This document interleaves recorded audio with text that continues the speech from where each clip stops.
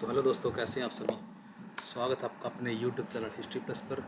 और ये हमारा प्रैक्टिस जो सेट नंबर रहेगा वही 7 है। 6 इससे पहले मैंने डाल दिए हैं, तो सारे आप देख लेना। और आरपीएससी का कल एग्ज़ाम था, उसके आंसर की मैंने डाल रखी है, वो भी इम्पोर्टेंट है भाई, क्योंकि आरपीएससी के जो एग्ज़ाम है भाई, अब वो रिपीट होते हैं। उसके क्वेश्चन जो है हमारे एस्टेट में हो गए, स्क्रीनिंग में हो गए, आते हैं भाई।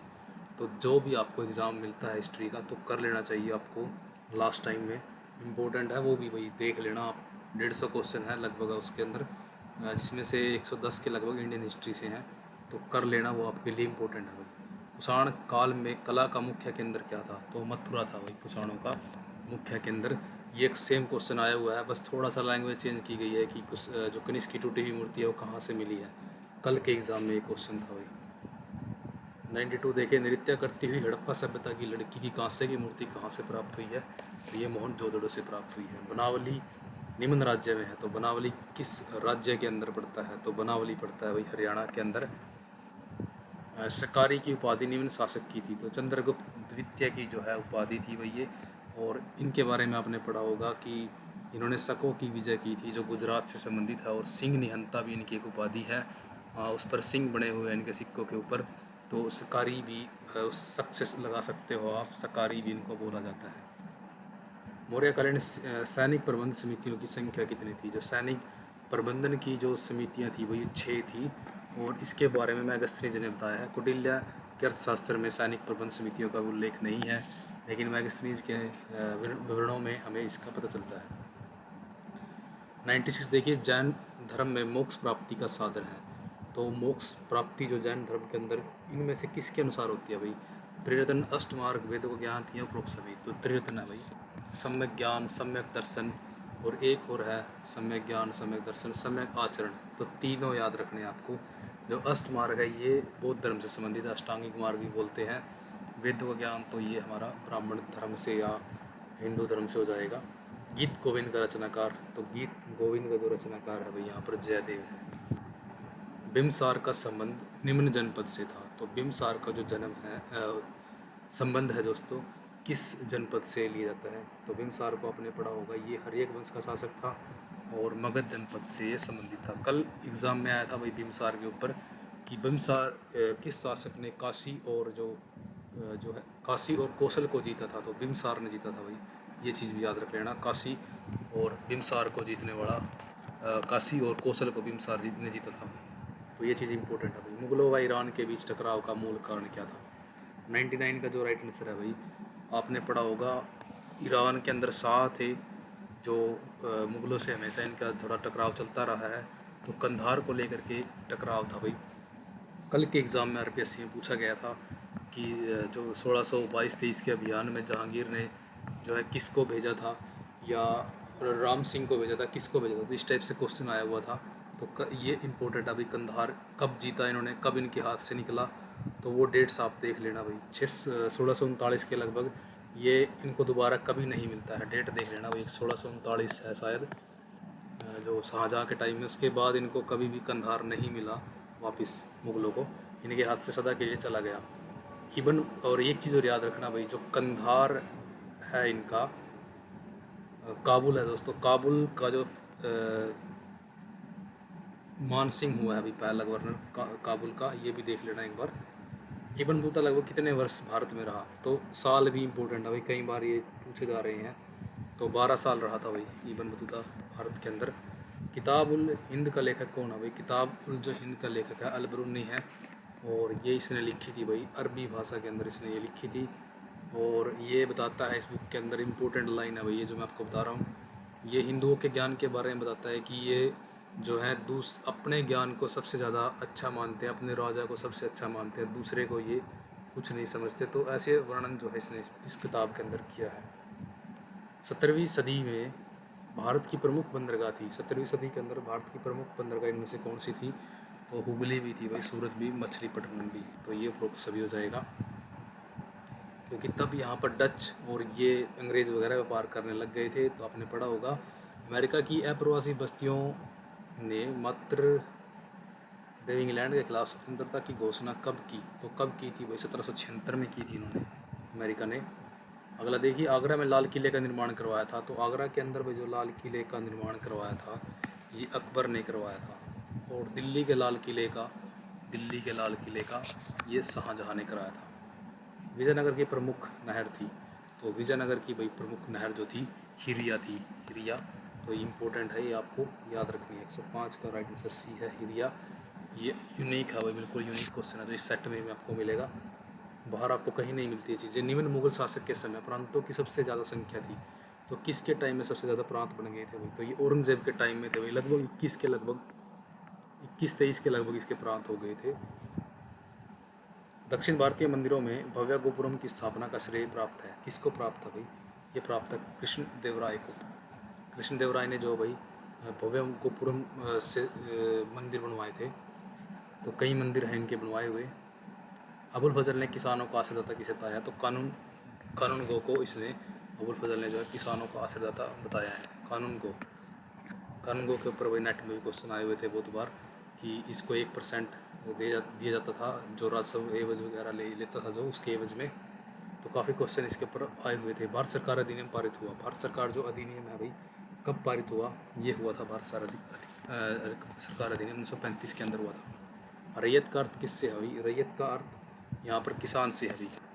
वाड़ा डंका के नाम से प्रसिद्ध कौन है? वाड़ा डंका के नाम से वही मौलवी अहमदुल्ला है जो 1857 की क्रांति का एक नायक था। वाड़ा डंका नाम याद रखना। 1875 में दक्कन विद्रोह की शुरुआत कहाँ से हुई थी?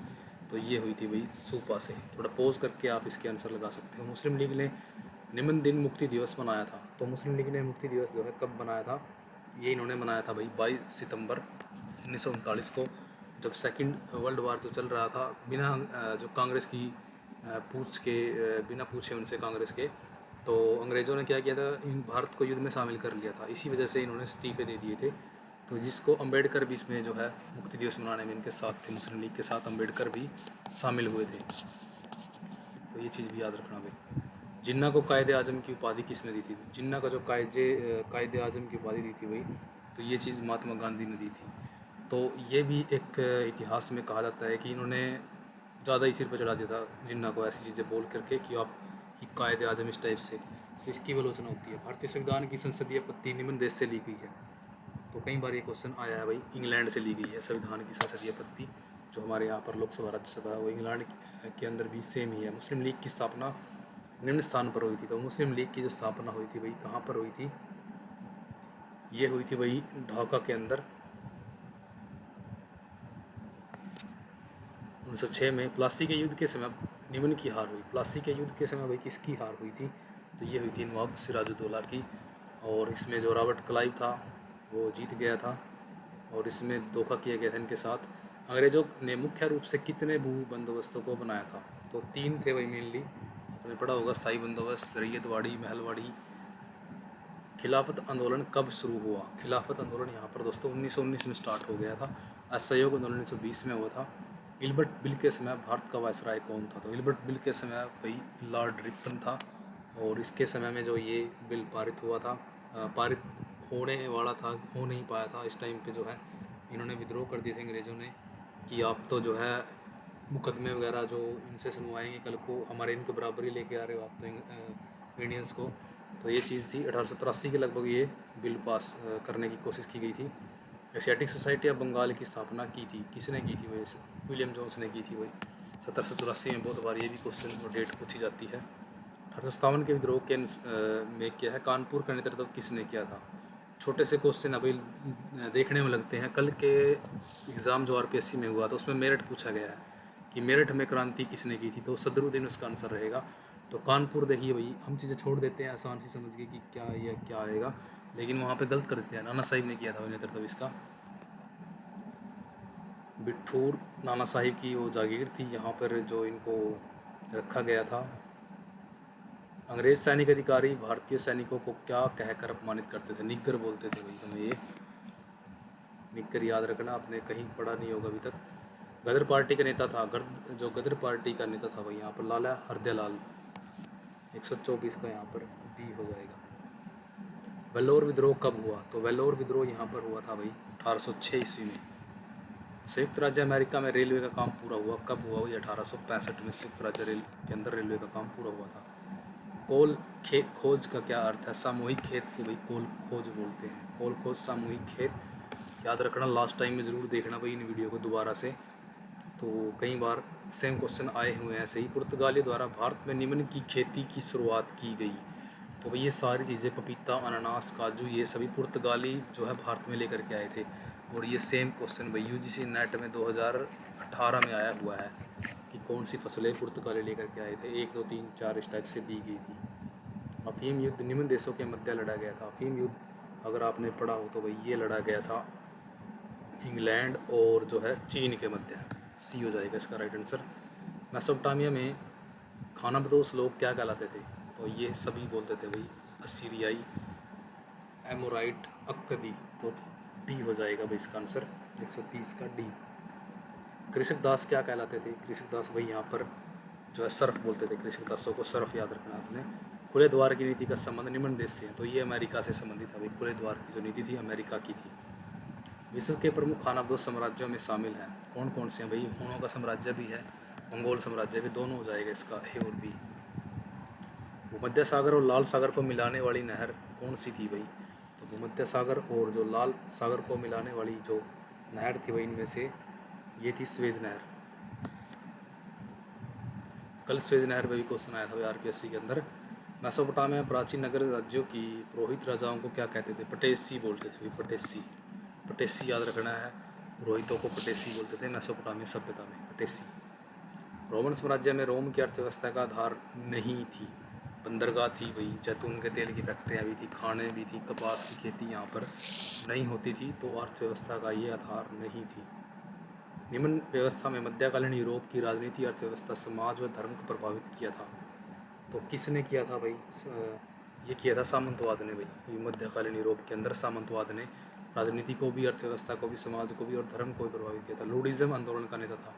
तो जर्नल जो ये नेट लुड जो है इसका नेता था। मेसोपोटामिया सभ्यता को विश्व की सबसे बड़ी क्या देन है? गणित के क्षेत्र में है भाई, भाषा के क्षेत्र में है। ए और बी दोनों हो जाएगा इसका 139 का सी। कैथोलिक चर्च का मुखिया कौन होता था? तो पोप को बोलते थे भाई मुखिया इसको। जीवन के विकासवादी सिद्धांत का संस्थापक वैज्ञानिक कौन है? तो खुद भी थोड़ा आंसर लगाने की ट्राई करेगी वही चार्ल्स डार्विन है भाई। विकासात्मक जो सिद्धांत दिया था इसने कि मानव बंदर से आगे जाकर मनुष्य बनाया। समुद्री खान निम्न की उपाधि थी? चंगेज़ खान की थी भाई। 1227 में इसकी डेथ हुई थी। ये क्वेश्चन भी आया हुआ है कि किसकी डेथ कब हुई थी? 1227 में हुई थी। और खुदा का कहर भी इसकी एक उपाधि है। जालिम कोड़ा शायद इसकी एक अन्य उपाधि है। फ्रांस में संवैधानिक गणतंत्र की स्थापना कब हुई थी? तो ये हुई थी 1830 के अंदर। इम्पोर्टेंट है भाई ये क्वेश्चन। जर्मनी ने इटली और जापान के साथ त्रिपक्षीय संधि कब की? तो ये सितंबर 1940 के अंदर हुई थी भाई, सितंबर 1940। जापान में पहले रेडियो स्टेशन की शुरुआत कब हुई? तो ये 1925 में हुई थी भाई, याद रखना ये भी आपको। यूरोप में सबसे पहले विश्वविद्यालयों की स्थापना हुई थी, तो ये इटली के अंदर हुई थी। तार यंत्र का आविष्कार हुआ था 1844 में। पुर्तगालियों ने जापान में कब प्रवेश किया? तो ये 1543 में किया था। सुमेर की सभ्यता में निम्न पंचांग प्रचलित में था? चंद्र पंचांग प्रचलित में था भाई। द्वितीय विश्व युद्ध में जो तटस्थ रहने वाला यूरोपीय देश कौन था? तो स्विट्जरलैंड, स्वीडन, स्पेन, ये सभी जो है तटस्थ रहे थे। तो मिलते हैं भाई नेक्स्ट वीडियो में। ये थे हमारे 60 क्वेश्चन। जय हिंद।